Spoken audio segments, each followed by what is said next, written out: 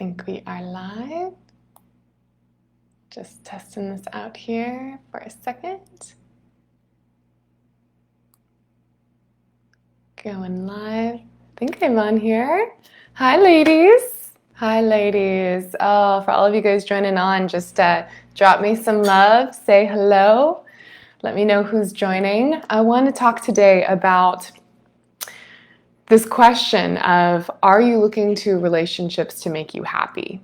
And I felt like talking about this today because I think chasing happiness can sometimes be an illusion that a lot of people fall into. I've definitely fallen into it myself. And I was having a really great conversation today about this with Spencer about just this concept of, are we chasing happiness, right? Or is it okay to not have happiness be the norm all the time, right? I think there's such a, hi ladies for joining on. I think there's such a norm in our society about like that we need to be happy all the time and that we need to be chasing that happiness, and that if we're not happy, then like something's wrong with us, right? But I really want to just ground into this knowing and talk to each of you about the fact that I don't think that that's the right way to be approaching the way of living, right? And especially when we look at relationships, I see this happen so many times where people come into relationships looking to this other person to make them happy, or thinking that once I get into a relationship, I will be happy. And I want to just call BS to that, because this has been something that is such a beautiful part of the self-transformation work that I do with clients, is this awakening and realization that if you were in a relationship and you weren't happy, it's not going to, the relationship itself is not what's going to bring back the happiness, right? And if you're single and you're looking to a relationship to make you happy, that's not going to bring that happiness. But yet it's so easy to get caught up on that, right? And we get so caught up into the thinking like, oh gosh, this person over there, at least they have their person, at least they can, have that companion and someone to make them happy every day. And it's just such a common facade. And give me some thumbs up if this is something that you've noticed within yourself as well, of recognizing, ooh, gosh, I really feel like I would be so much happier if I had a relationship. And I'm a relationship coach, right? So this is what I teach women, is like helping them to be able to attract that kind of loving relationship. However, it always, always, always comes second to the relationship that we build within ourselves. And I truly believe that if you are not happy being alone and single on your own, being in a relationship is only going to highlight those things that you are not happy about within yourself. And it's just going to make the relationship, although it may be fun and exciting and bringing you joy in the beginning, over time, if those things, those core root things were not addressed in the beginning, of what wasn't making you happy within yourself, it's not going to actually resonate for the long term within the relationship.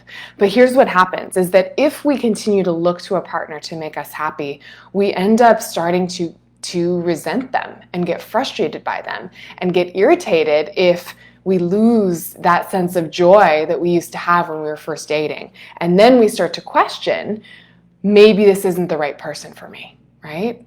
And I know I'm like just jumping right into it, but I just felt really called to talk about this today because there's a lot of unhappiness in the world right now.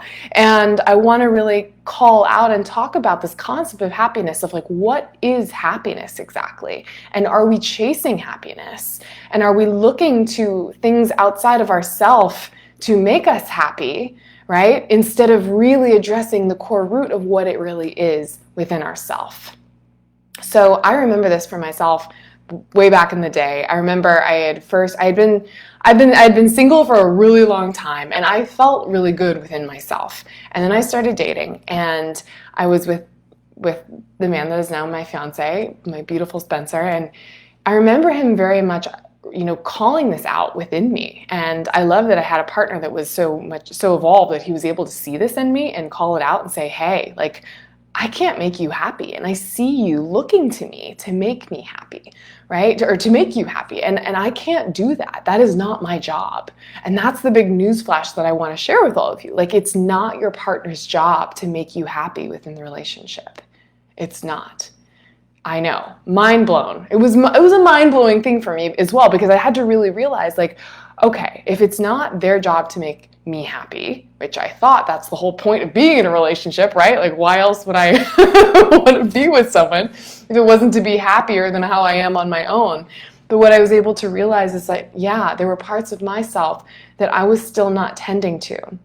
And once I was able to start really looking within myself and recognizing, you know what, I'm not filling up my own cup. I'm not doing the things on the daily basis that actually make me happy. Then I was able to really start to shift that priority and shift that focus. And once I shifted that focus off of him and back onto me and back onto the things that I really love doing, then I was able to really shift my energy and how I showed up for the relationship. And once I was able to shift my energy and showing up for the relationship, it was like the relationship was able to grow so much more, right? Because it wasn't falling into the victims of a codependency. It wasn't falling into a place of needing anything from him. It was just getting to truly be in each other's presence and get to really enjoy each other's presence. And on top of it, when you really put that focus off of him and onto you, like, where's my hands going? Where's my hand going?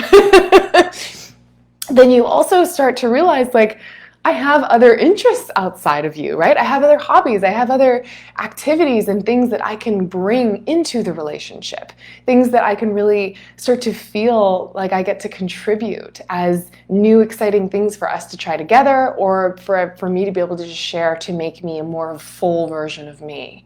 And comment below if this is something that's resonating for you, and let me know, what are some of the things that you do to fill up your cup, things that really allow you to come back to that place of happiness within yourself?